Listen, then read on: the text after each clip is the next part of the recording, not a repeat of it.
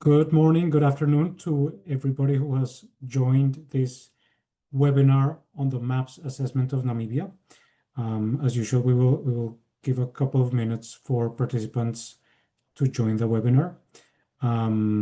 We are glad to have with us today a very good group of speakers and honorable persons who will provide opening remarks in this assessment that really shows how collaboration between government and external stakeholders can provide a useful resource going forward to improve how procurement is done. As usual, this webinar will be recorded, and you will find the recording later on the MAPS website. I take advantage of this to say that we have restructured the website, and I invite you all to visit the new MAPS website, where you will find not only the assessment but also the recording of these webinars in country pages. So you will find it organized in particular for Namibia in a country page for Namibia. In this webinar, I would like to invite you all to use the Zoom Q&A function that you will find in the bottom of your screen to put any question or comment that you might want to raise, so that we can hopefully have time towards the end of this webinar to ask the participants and the speakers about these questions. If we don't have time for that, we will try as possible to either answer them live or provide afterwards answer to those questions. So I understand that right now we are, and I see that Honorable Minister Erika Shafuda, Minister of Finance of the Government of the Republic of Namibia, has joined us. So I would like to invite the Minister to provide opening remarks for this event. Minister, the floor is yours. Merci beaucoup. Can you hear me? Yes, we can hear you perfectly.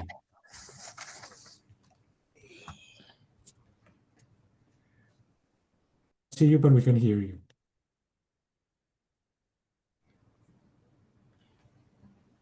Yeah, no, fine.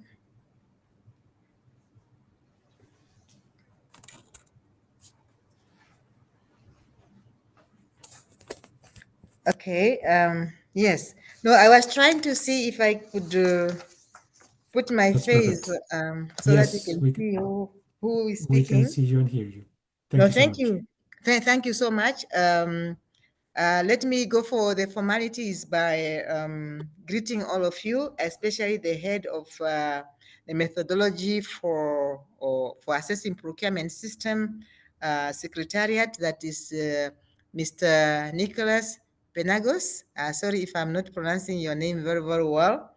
I equally acknowledge the World Bank procurement manager, that is Almas, right? Is he in? Alison and your team. And then from the Africa Development Bank, the procurement manager is Ashraf Ayad, and your team. Dear colleagues from Ministry of Finance, and it's really a good morning to some, maybe good afternoon to others, as well as a good evening.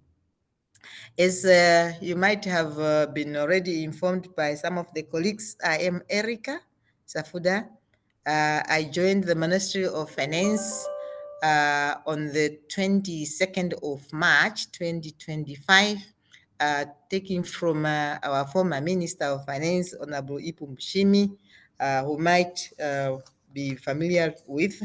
And indeed, I had a quick meeting with him, and he had sent his greetings. I would want now to go to my speech by indicating that indeed it's really an honor to join you all on this webinar and delivering my official remarks to you. And with that, again, thanking you for assisting us in the undertaking of the assessment of the procurement system of Namibia, of course, making use of a credible of credible tools. In this case, the maps that was used.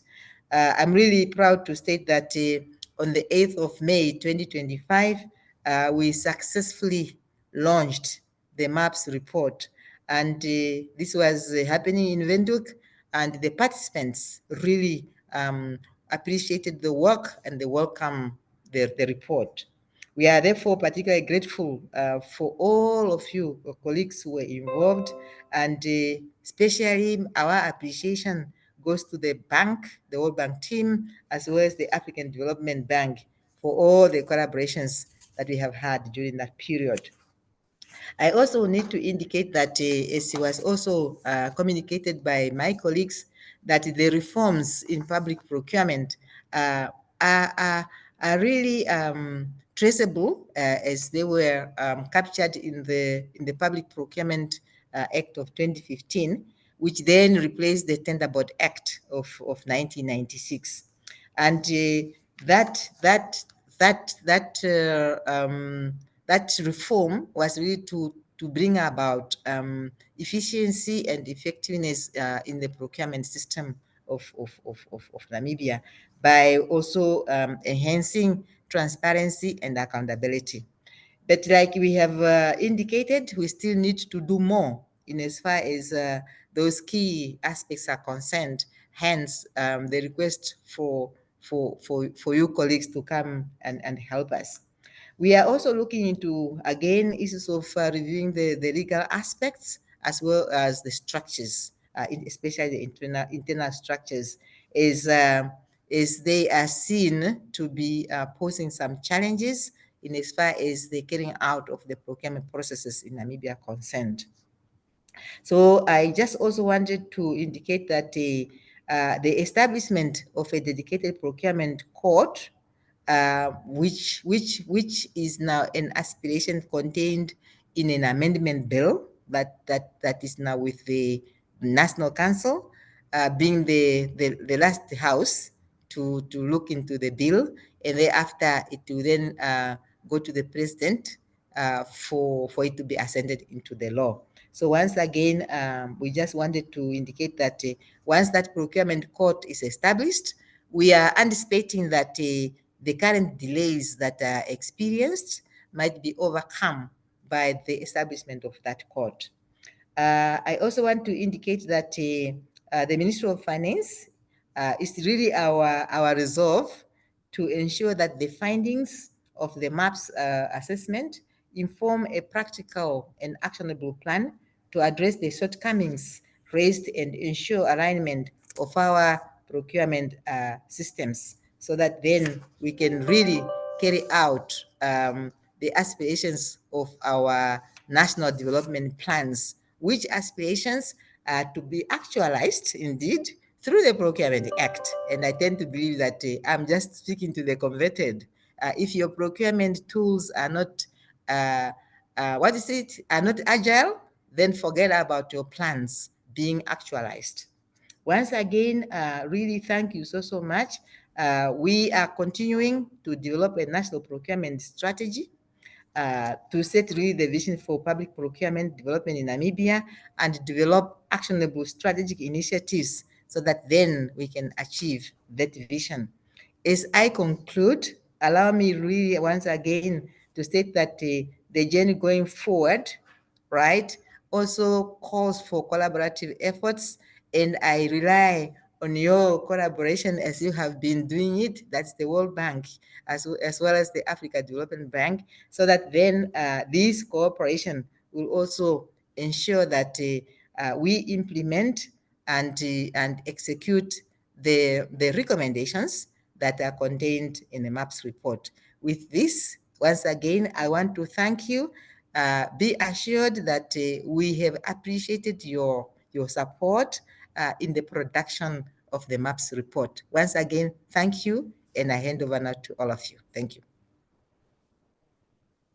Thank you very much, Honorable Minister. It is very encouraging to see this high-level support in the country to move forward based on the results of the MAPS assessment. So without further ado, I would now like to invite Ms. Elmas Arizoy, Procurement Manager at the World Bank, to provide some opening remarks. Good afternoon, Honorable Minister, dear participants, colleagues. On behalf of the World Bank, I'd like to congratulate Namibia government, Honorable Minister, for the successful completion of this assessment for Namibia.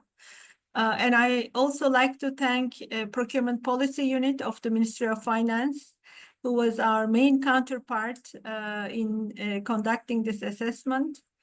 I also like to express my gratitude to World Bank and African Development Bank team conducting the assessment, as well as all the stakeholders who contributed to this assessment.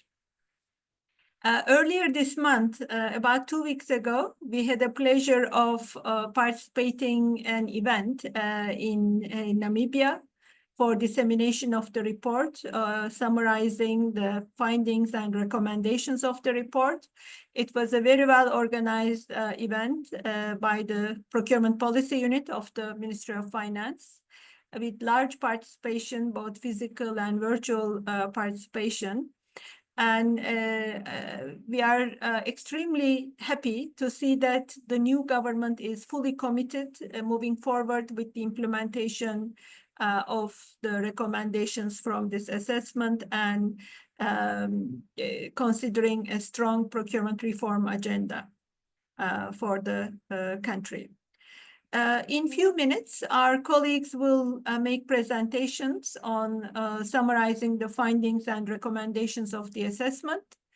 So I will not go into details on that, but I'd like to highlight few important points to indicate why public procurement is important for the country. As indicated by Honorable Minister, this assessment will inform the development of national public procurement strategy for Namibia. And it's very important to understand that public procurement is a strategic tool to achieve national policy objectives, national development objectives, rather than an administrative function of buying simple goods, works, or services. Based on the assessment, we know that public procurement corresponds about 20% of the GDP in the country. And any saving, any improvement in conducting public procurement, bringing more efficiency, increasing competition, increasing transparency, all these small improvements will definitely make a huge impact on savings in the GDP of the country.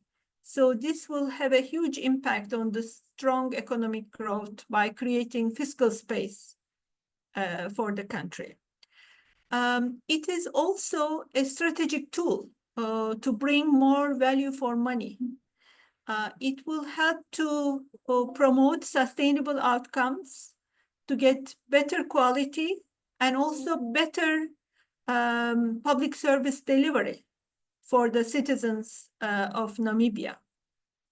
And strategic procurement can use preference schemes in public contracts to promote socioeconomic objectives, such as supporting SMEs, women-owned enterprises, women-led enterprises, and other disadvantaged groups. Also, green procurement can help to support purchase of climate-responsive goods, works, and services. So, as a third point, I'd like to emphasize that also having a robust public procurement system in place promotes transparency, efficiency, accountability, and all of these will help to build trust of the taxpayers in the government.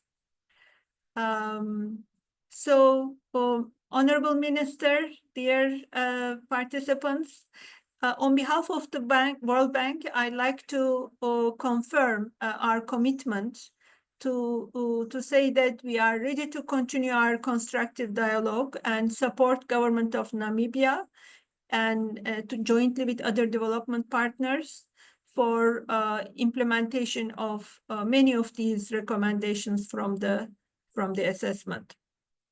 I'd like to congratulate once again successful completion of the assessment, and we are looking forward to embarking an exciting journey in implementation of the recommendations of this assessment. Thank you very much. Thank you, Elmas. And now I would also like to invite the African Development Bank, who also collaborated in this assessment. And for that, I'd like to pass the floor now to Mr. Ashraf Ayad, Procurement Manager at the African Development Bank. Well, thank you. Good day, ladies and gentlemen. Thank you so much, Nicholas. And let me start by welcoming the Honorable Minister, Madam Erika Shafuda, and of course, our dear friend, the acting head of the Procurement Policy Unit, Mr. Pines and Sondano, and of course, Elmas Arisoy, who is my counterpart in the World Bank, the practice manager for the World Bank. And of course, you as well, Nicholas. And it's a pleasure really to be, joining again after the what we had 2 weeks ago in Namibia, the simulation workshop. It's a pleasure also to be joining this event now. Let me start by also congratulating the government of Namibia, and in particular the Ministry of Finance, for engaging the bank and of course our partners, the World Bank, on this important exercise. I would also like to thank and recognize the important role of the MAPS Secretariat in the support provided to this assessment and the continuation and the completion of this assessment in accordance with the MAPS methodology. I think following the workshop that we had 2 weeks ago in Windhoek, I think this event also is quite important. It's another opportunity for the assessment team to inform all stakeholders. Now, this is more of a worldwide event on the findings of the assessment. The team, of course, have tried to produce an assessment that is as accurate as possible and try to capture the status of the public procurement system and also identify areas where improvements are required. I must also mention that the MAPS is a diagnostic tool. It is designed to assess the system from all angles, but it is important also to say that presenting the strengths and weaknesses of the system today is not really aiming to criticize the system by any means, but rather to highlight areas where improvements can be made for the country to reap the fruits of a well-functioning procurement system. The assessment was such a journey, started back in 23, but the effort was worth doing, especially in a country like Namibia, where public procurement spend represents a significant percentage of the GDP. So just enhancing the public procurement system will go a long way, of course, in enabling the country to generate increased value for money for its citizens. Undergoing an assessment is important, but it's also only the start.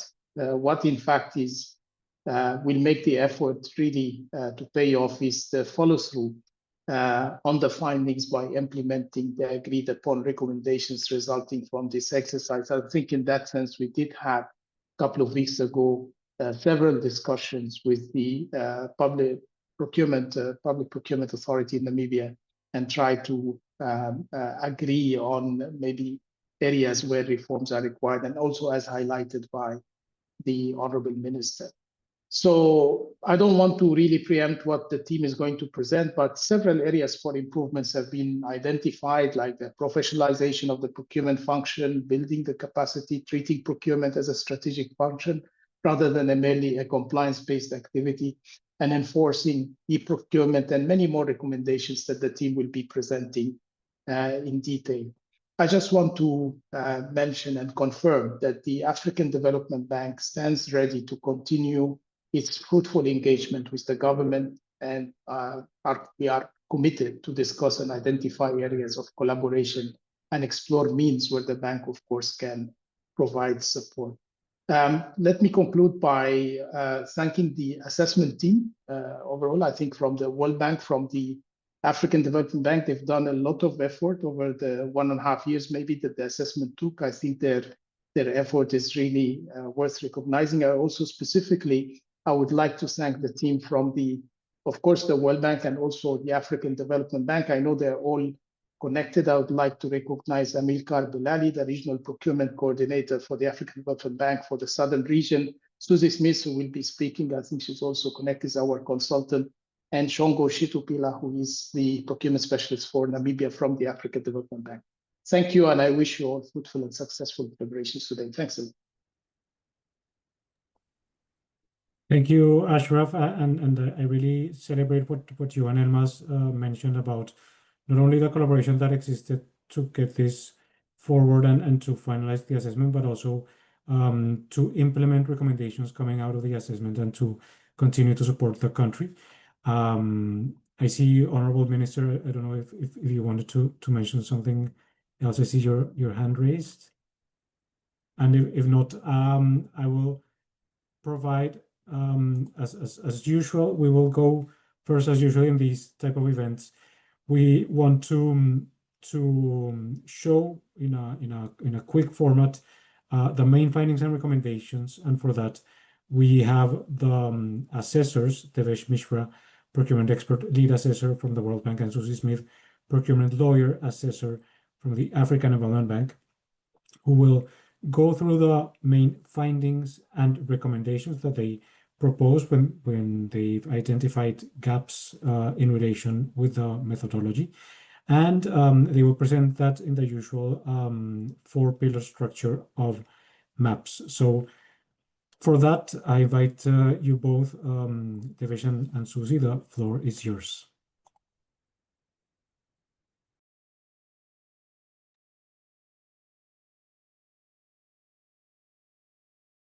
Ladies and gentlemen, am I audible? Yes.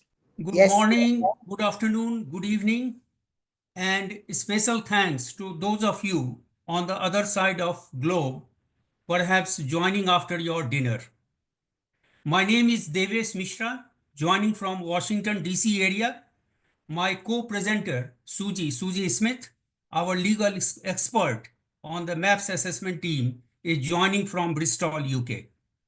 We are pleased to present the findings and recommendations on the MAPS assessment Namibia on behalf of the assessment team, consisting of experts from African Development Bank and the World Bank. Happy to see the MAPS report approved in April 2025 by this MAPS Secretariat. It is on the website. And many thanks to MAPS Secretariat for inviting us as speakers. We also feel encouraged and energized with the opening remarks from Honorable Minister of Finance, GRN, and from procurement managers from World Bank and African Development Bank.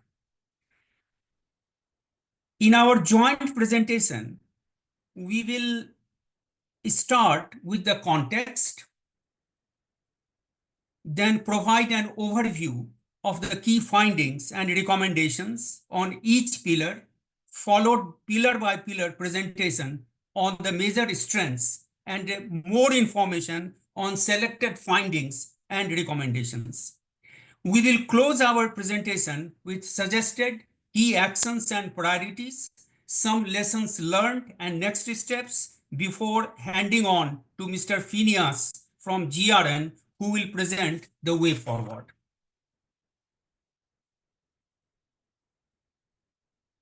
Related to the context, the objective of the assessment, I think it has been stated by other speaker, was to help identify areas of improvement, recommend reform measures for an effective, efficient, and transparent public procurement system that delivers value for money for the annual procurement spend.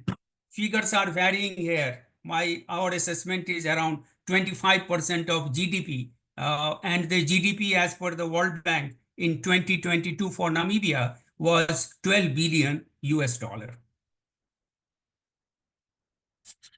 Now, Continuing with the context, let me uh, say something which has already been, I will say it very briefly, that we are thanking all the stakeholders for their support, and we had several rounds of discussions with the stakeholders, including Office of Auditor General, Namibia Anti-Corruption Commission, ministries, procuring entities, Central Procurement Board of Namibia, review panel, private sector, all of them. And the assessment report was enriched with extensive input and support of all these institutions. So I'm not going to repeat whatever has already been said, and we can go further.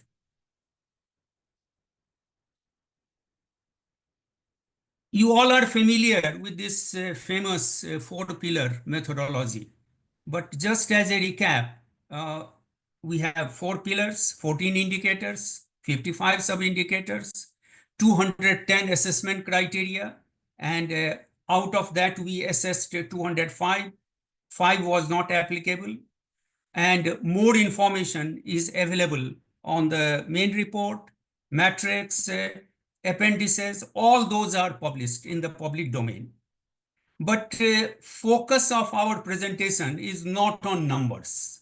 This is a number is a number. The more important is those gaps which are crucial for improvement of public procurement system. That is what we are going to focus.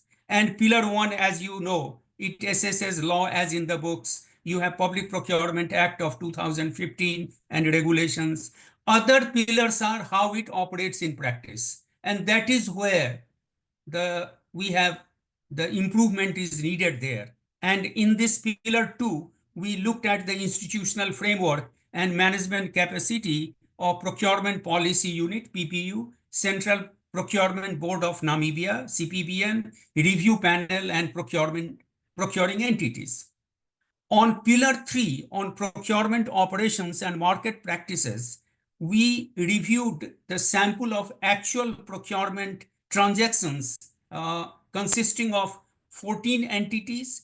We took 191 cases, went through the whole step of starting from the needs analysis to the selection process, contracts management, and then we also went to the other side, which is the private sector, which we had a survey, and we received 84 responses.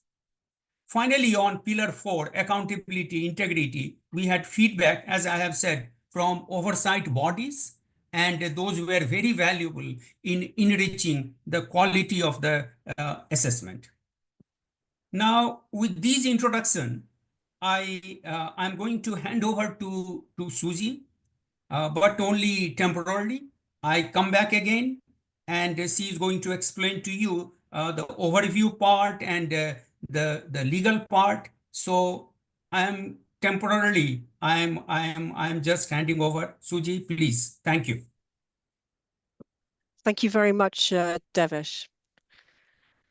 As Devesh mentioned, I'm going to provide a very brief overview of findings and recommendations for each of the pillars, and we will then go on to present pillar strengths, plus some selected findings and linked recommendations in more detail. Now, we have made a number of recommendations under pillar 1, but as a general observation, the law in the books is relatively strong.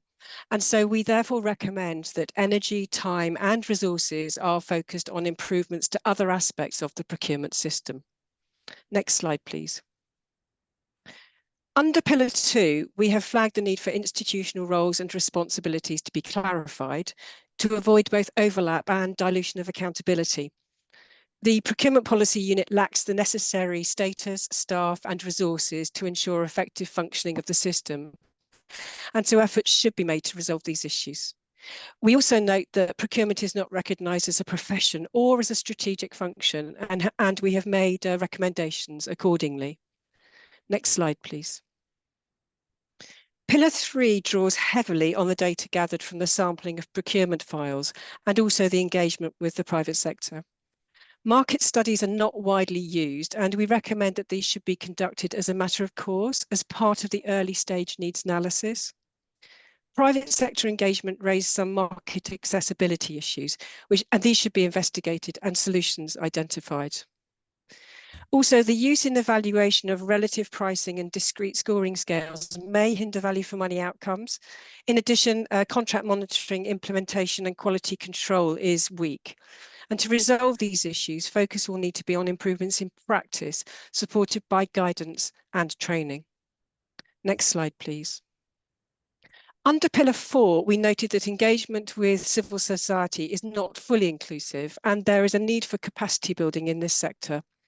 The control framework for both internal and external audit requires improvement. Reporting of potentially fraudulent or corrupt activities should be enhanced and codes of conduct enforced.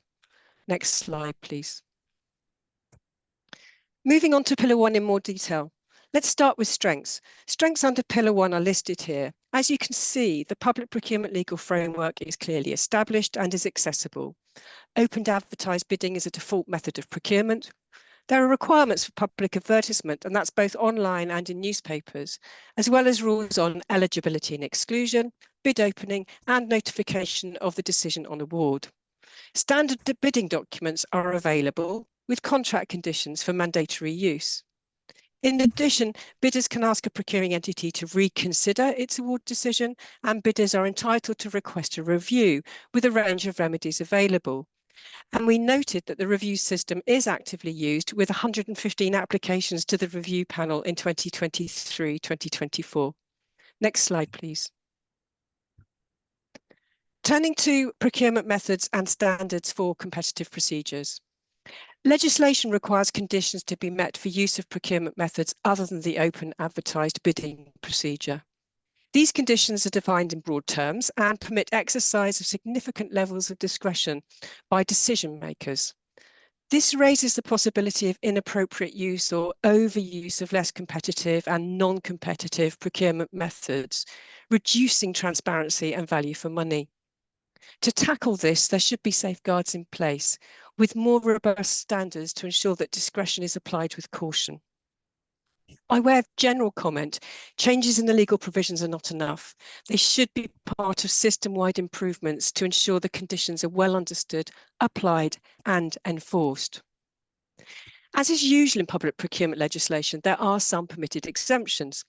We observed the repeated use of a ministerial exemption on the disposal of assets, acquisition or granting of rights, and letting and hiring. Over-reliance on this type of exemption reduces coverage of the Procurement Act and potentially supports a culture of poor compliance. We therefore recommend a critical review of the impact of ministerial exemptions and consideration of remedial measures. Next slide, please. Pillar 3 of the MAPS assessment addresses the use of e-procurement in practice. And tying in with this from a legal perspective, we recommend that specific legal provisions are introduced to facilitate use of EGP, tailored to reflect the particularities of the EGP system in Namibia. Effective assessment of implementation performance and the proper functioning of internal and external control systems both depend on the availability of reliable information and records that track each procurement action. Whilst an EGP system can assist considerably in improving record keeping, the system in Namibia is not yet end-to-end. It would be highly beneficial to ensure in advance of rollout of an end-to-end EGP system, that record keeping is comprehensive and consistent for all procuring authorities. Thus, our recommendation is to provide a clear checklist for use at operational level to assist in compliance. Next slide, please. The MAPS methodology requires assessment of whether there is a sustainable public procurement strategy and implementation plan, and whether sustainable public procurement is well embedded into all stages of the procurement cycle. There is currently no such strategy in Namibia, and provisions or supporting guidance to promote incorporation of sustainable public procurement in a holistic manner are lacking. We therefore made a detailed recommendation on these matters, which you can see summarised here. Next slide, please. The review system is considered under both Pillar 1 and Pillar 4, and I'm flagging now recommendations from Pillar 4 on the operation of the review system in practice. As mentioned earlier, the review system is well used, but it's clear that the review panel is insufficiently resourced and there's a lack of bidder confidence. We therefore recommended that a critical view is undertaken to identify actions for improvement in the review system as a whole. And the Minister has mentioned developments since conclusion of the MAPS assessment with a proposal for a new specialised procurement court.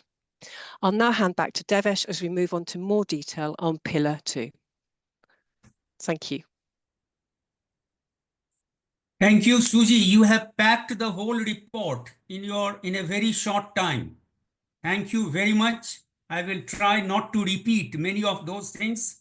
Moving on to Pillar 2, we are going to present how the procurement framework operates in practice under the remaining 3 pillars. We will start first on major strengths under Pillar 2, which are clear definition of powers and functions of accounting officers of the procuring entities, which is well laid out in the Act. Then there is a certification on availability of funds before starting the procurement process. There is a robust e-procurement portal, and there is a strategic plan by MOFP to enhance the efficiency of public procurement system as well as the capacity building through cooperation agreement among educational and research institutions. Next slide, please.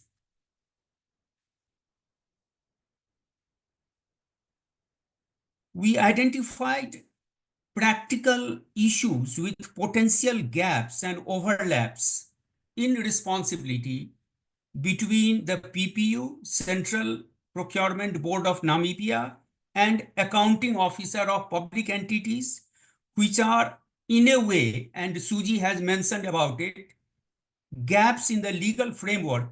So we have recommended review of the Procurement Act and regulation as part of the process for resolving these problems. We were also concerned about the low status and inefficient and insufficient resourcing of the PPU, matters which need to be reviewed and resolved to ensure that it can function effectively. Next slide, please.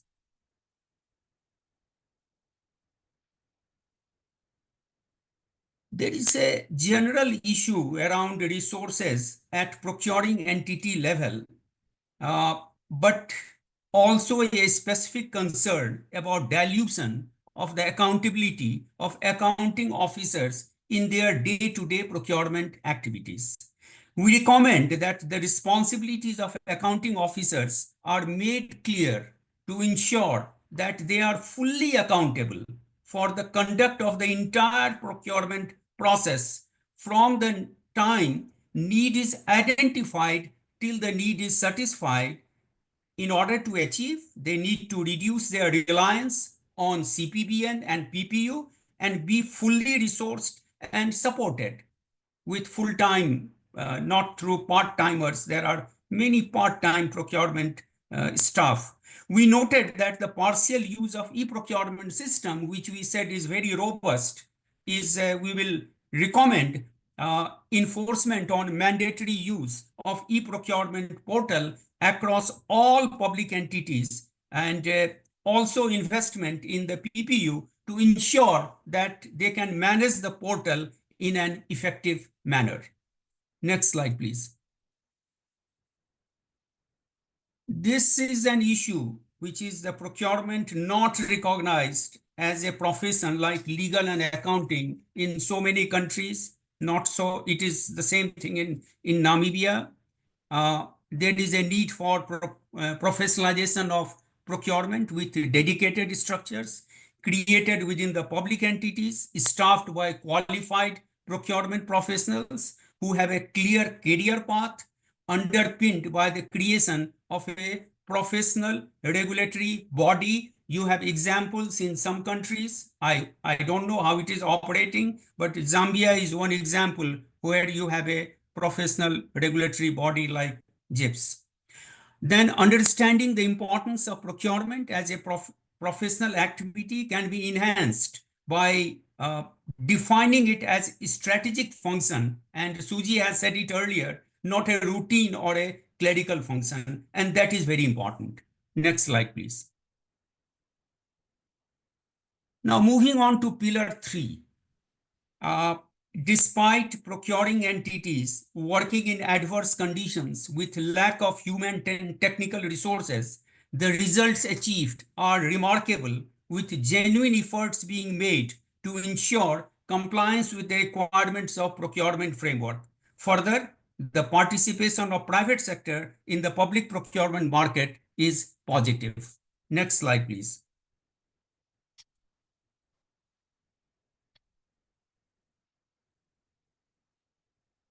Related to lack of needs analysis and market studies, we recommend that the PPU develops guidelines to support procuring entities in these activities.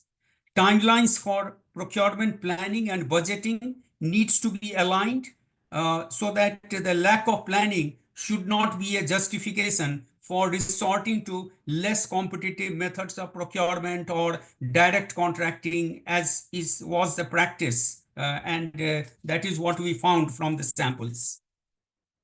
We were concerned that the value for money is not achieved due to rejection of bids. I think Suji mentioned about it, based on relative comparison of price, or as evaluators or as procurement professionals, we know that if you would like to have a value for money, you don't go reject bids for minor deviations and just relying on lowest price without use of non-price attributes, which will enhance quality, use of life cycle costing, which was there in Suji's presentation.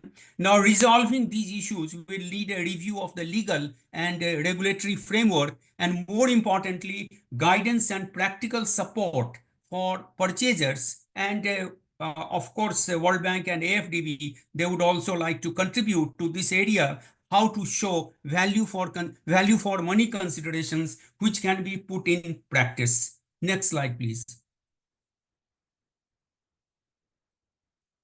See, there was inadequate records and data available to reliably assess the time taken to execute the contract, although 55% of respondents in private sector survey, they claimed that they have experienced situations where contract completion was delayed.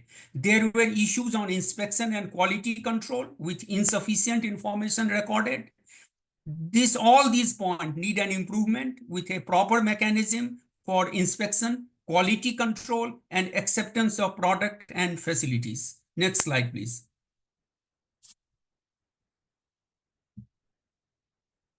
See, there are constraints in the market accessibility, such as access to finance. There is a whole list. I'm not going to read the entire list. But 78% of respondents to private sector claimed that they have experienced delays in payment after submission of invoices. We have recommended measures are taken in place to remove identified barriers to accessing the public procurement market. Next slide, please.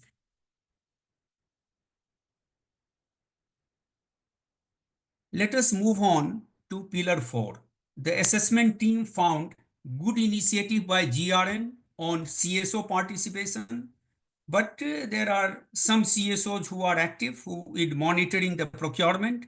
We noted that the statutory control framework is there, and Namibia is a signatory to the United Nations Convention Against Corruption, UNCAC, and that most of the recommendations of 2016 UNCAC report have been adopted. And then, of course, you have Anti-Corruption Act, which contains provisions on penalties for practices and offense, corruption in relation to tenders, and accepting a word is there in Anti-Corruption Act, gratification. Next slide, please. Now, based on observed gaps, CSO involvement needs to be made more inclusive while formulating changes to the public procurement system, and feedback channels and consultations with CSO should be improved. Enhanced CSO engagement will require training and capacity building, and let me underline it, credible CSOs by PPUs and public entities. Next slide, please.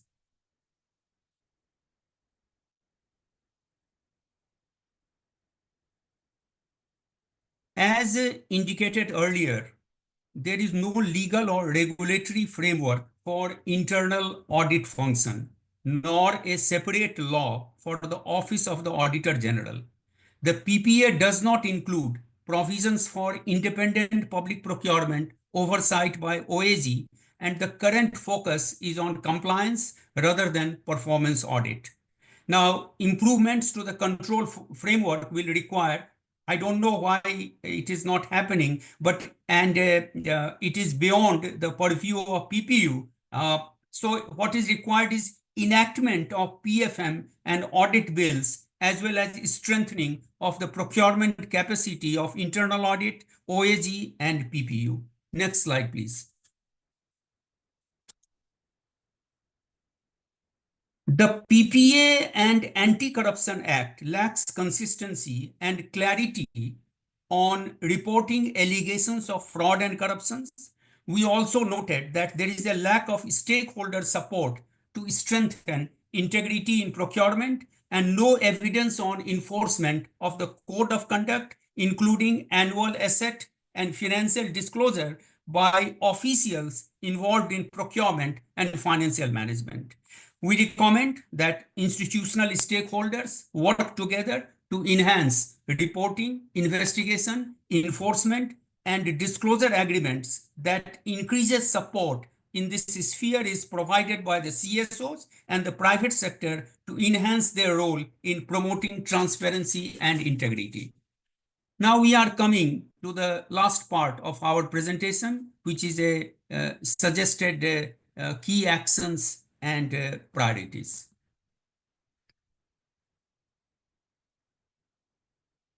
Now there are 11 actions. There might be slightly repetition, but this is a wrap up.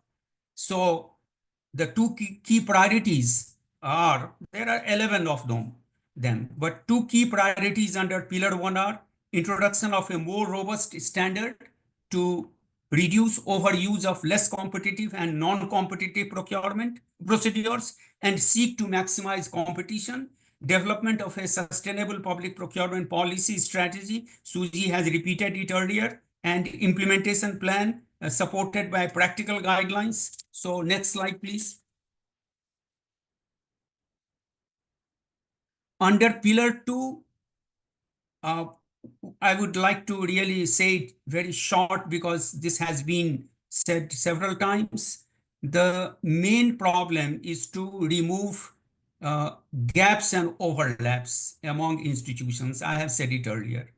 And we recommend that PPU be elevated from a unit to an authority under the aegis of MOFP. There are examples in Africa region itself of such arrangement with enhanced status of the head of PPU and improvements in its financing and staff capacity to ensure that it can operate in a strategic, effective, and independent manner. We have talked about this dedicated procurement structure, so we can go to next slide, please.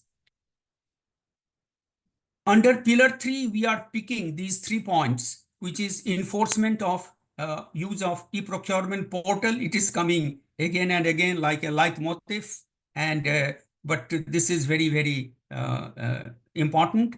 And then end-to-end development and rollout of e-procurement system. And then we are talking about monitoring of contract implementation, reporting mechanism, and all this will feed into the overall contract delivery and understanding and operation of the system throughout the procurement cycle. Next slide, please. In Pillar 4, again, I have said just now, enact PFN and audit bills. Then critical review of operation of the current review system. Suji has said earlier, decision by review panel can be this appeal to the High Court. And I think the finance minister said about procurement court, which we are happy to see. And then there is a enforcement, which is very important, on the requirements for filing of financial and asset disclosure forms with enhanced tracking and compliance. We have example in other countries where you have ombudsman or anti-corruption this body who are responsible for enforcing it. So that enforcement is needed in Namibia as well. Next slide, please. So in terms of lessons learned, all I have to do is to say that the whole process benefited from the high level of commitment from GRN, the task team leaders, and who are little bit silent here, but I'm really very, very happy that you had, I have to name it like Knut and we have George and we have Festus. Nobody can really miss mentioning his name. So I'm grateful to all of them. So there, and then there was the excellent cooperation and input from the wide range of stakeholders, which was facilitated by coordination by PPU. Grateful to all those pillar coordinators who provided this input, and it really improved the clarity, and it reflected it was all enriched the report. And then there was a very strong leadership from World Bank, AFDB, MOFP, and encouraged at the ministerial level from launch to validation to dissemination, which really will help very much. Now, coming to the last slide before handing over to Mr. Phineas, I think in terms of next step, GRN is already working on the national procurement strategy. All these reforms, and Elmas has said about it, and Ashraf has said about it, that they are all supporting all these reforms. I hope both technically and financially, that is what I understand. And then all that is needed now is to take all these recommendations into action. So next part of presentation, way forward, will be presented by Mr. Phineas. And thank you very much. Thanks for your attention. And over to Mr. Phineas. Thank you. Davish and Susie, and as you were saying, we would like now to invite Mr. Phineas and Sundano to present the way forward. We are a bit short on time, but this is really one of the key elements that we want to hear. So please, Mr. Phineas, go ahead with your presentation. Thank you very much. Hope the colleague will share the screen. Let me stand on the protocol already observed by our Honorable Minister in our opening remarks. In short, my name is Phineas Sundano. In my capacity as the acting head of PPU. What is the way forward for advancing procurement reform in Namibia? We look at the content of my presentation. One, you would look at the area of objectives of the maps, action post-report, country priority area, and ongoing reform developments, and then my conclusion. Now, next slide.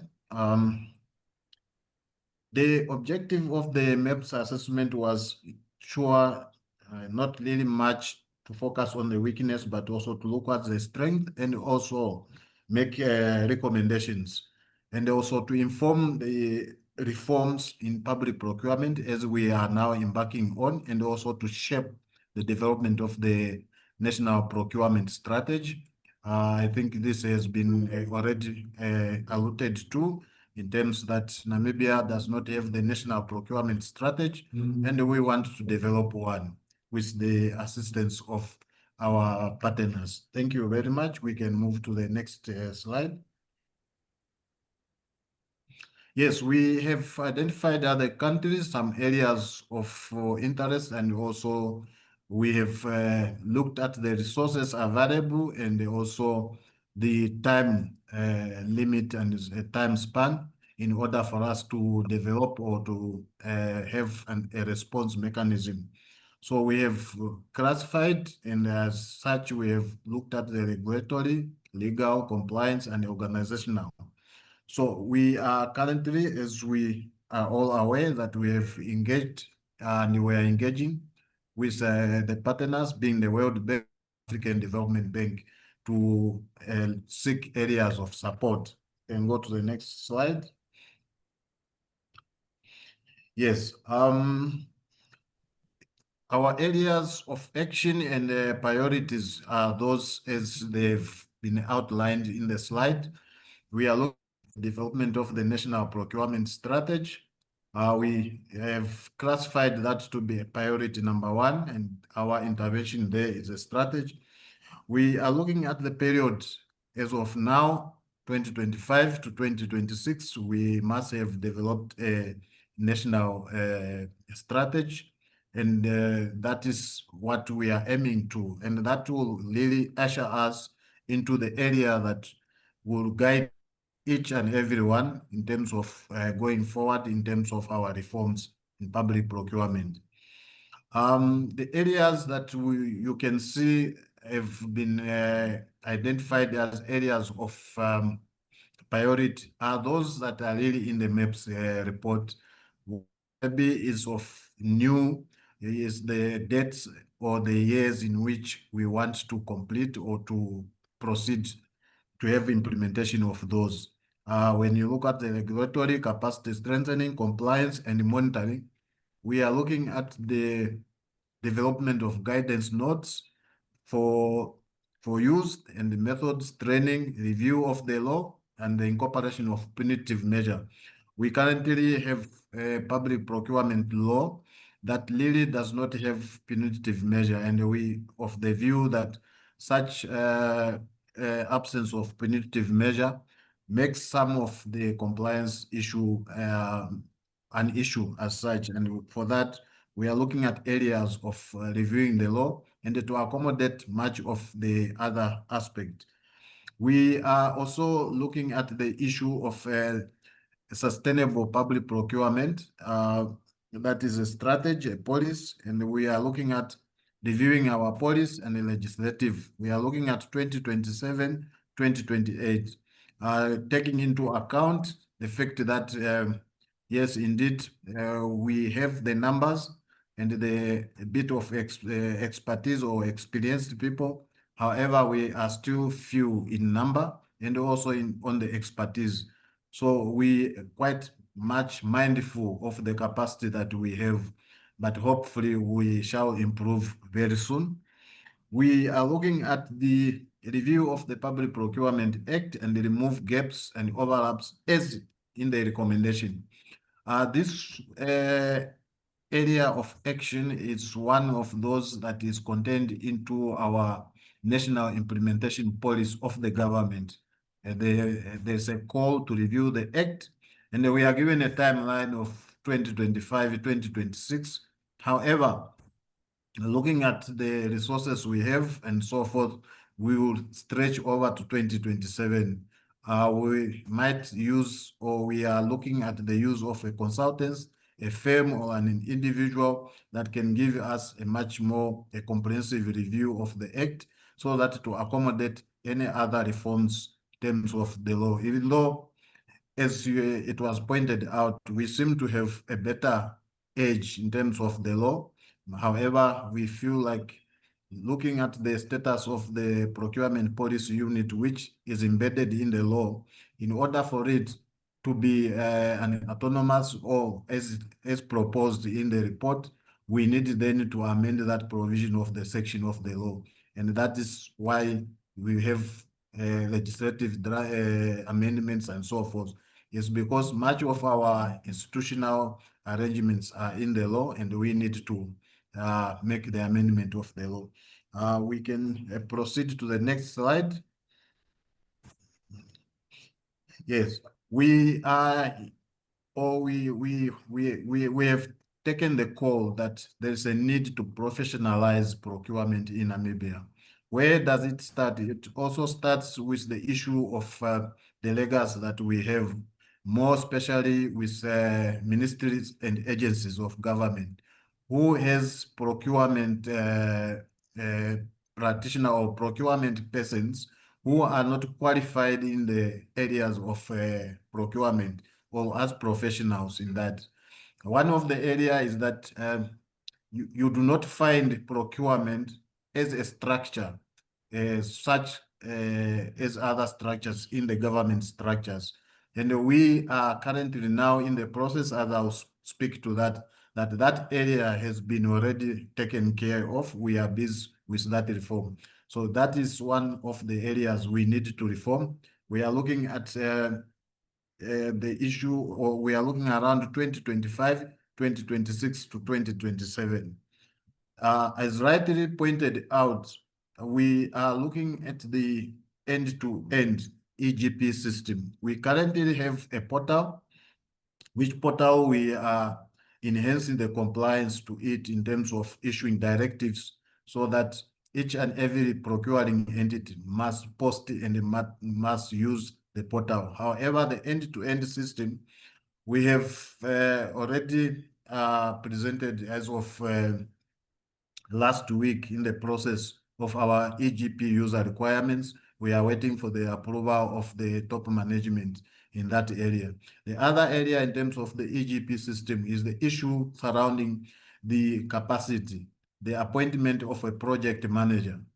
This will enhance or support the PPU in carrying out the implementation of the full end-to-end EGP system. So we are looking at hiring a project manager. You may be aware of the fact that for this, we were already engaged with the World Bank in terms of resource mobilization and the assistance or the technical support that can be rendered. Under that area, we are still busy and we are still negotiating with the World Bank to see how best we can proceed in line with supporting that activity. We can move forward. Next slide. Yes. Now, as I've said, that the government already has taken an initiative and said, as soon as the report is published and you have your webinar, however, we should start. So we started already in March 2025, where a cabinet decision was taken, number one, for the publication of the report. Secondly, to ensure that the recommendations that are in the report are implemented. One of them is the issue surrounding the review of the Public Procurement Act, which I have already alluded to. We have a preferential policy, which is called the Code of Good Practice in terms of our law. Such preference, we want to align it to best international practice. So we are going to review it. I have talked into the development of the EGP system. We are looking at the reforms in that area. The creation of the public procurement position and professionalization, currently the development is underway. We have our officials or some of our colleagues from different institutions, including the Central Procurement Board, who are currently in Mauritius, are busy conducting a benchmark study to say what categories of job description and what are the right skill fit for the positions to be created in terms of professionalization. We talked about the issue of conducting audit. We have developed a collaboration between the PPU itself and the internal government audit, which is a directorate within the government, in order for them to be capacitated, be trained, and also to start carrying out the audit on public procurement. So we are busy with those reforms. We might go to the last slide. Yes, in conclusion, I would just want to say that indeed for us, we are at the pivotal moment for reform, and we are therefore in that area seek the guidance and the assistance from you as the developmental partners in order for us to carry out these priorities. We are, as you have heard from the office of the minister, that the government has the political will and they are willing and they are ready to support us in carrying out this intervented strategy in order to do the reform. We are also much aware of the fact that these reforms will not only come in one night or in one day, but it's a step that we need to take. And for that reason, we have now shared with you what are the areas of priorities or what are the reforms that we are willing and we want to proceed in doing that.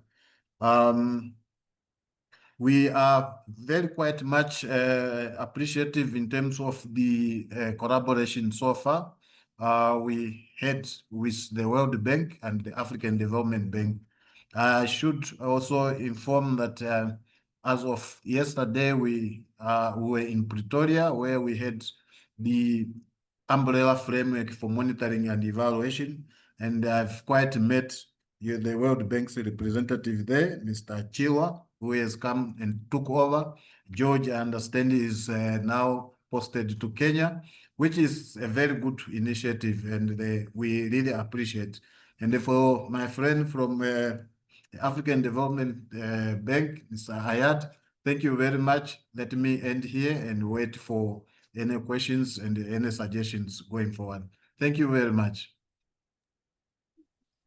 Thank you, Phineas. This was very concise and it speaks to the efforts that you are undertaking in Namibia under the leadership of Honorable Minister of Finance. I don't see any questions here, and we are also a bit some minutes beyond the hour. So maybe I would just like to reiterate the big thanks to, first of all, to the government authorities in Namibia, but also to the banks who collaborated for this assessment, as well as to the assessing team, Susie, Devesh, and all the people who supported the assessment.